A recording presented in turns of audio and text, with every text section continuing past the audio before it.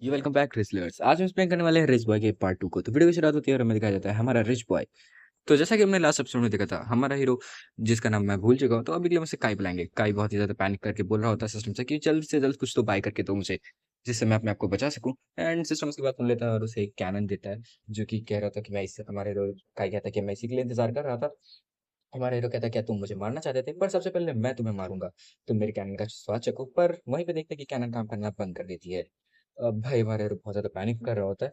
यहाँ पे मॉन्स्टर के बारे में हमें कुछ चीज़ें बताई जाती हैं, जैसे कि ये मॉन्स्टर थ्रिल लेवल ए है और दिखाया जाता है कि हमारा हीरो जिसकी आँखों में बस उसको मौत का खौफ दिख रहा होता है, हमारा हीरो काफ़ी ज़्यादा डर चुका होता है, कहता है क्या अब मैं मरने वाला हूँ? पर वहीं पे दिखाते हैं कि अचानक से भाई जो गन है, जो कि मतलब कैनन है, वो रेडी हो जाती है और उसमें दिखाया जाता है एक्सी चार्ज, जहाँ पे कैनन भाई फायर होती है और इसका इम्पैक्ट कुछ ज़्यादा ही तगड़ा है, मतलब बहुत ज़्यादा मस्त है।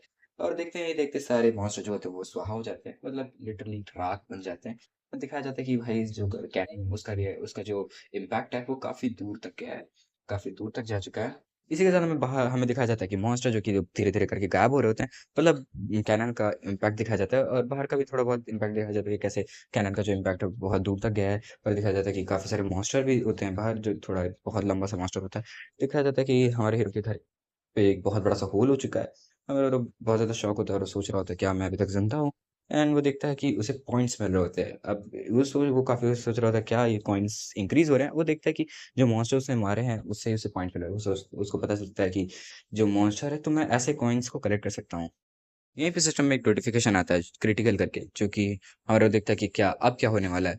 वहीं पे उसे पता चलता है कि भाई उसका पेट सही है, उसका पेट खाली हो चुका है। वो कहता है कि अब डोर डिस्ट्रॉय हो चुका है और वो ज़्यादा देर तक यहाँ पर रुक नहीं सकता। हमारा वो देखता है सिस्टम को और कहता है कि जो डोर है वो पहले से टूट चुका है और लगता है कि सिस्टम में खाने की कोई चीज़ नहीं है।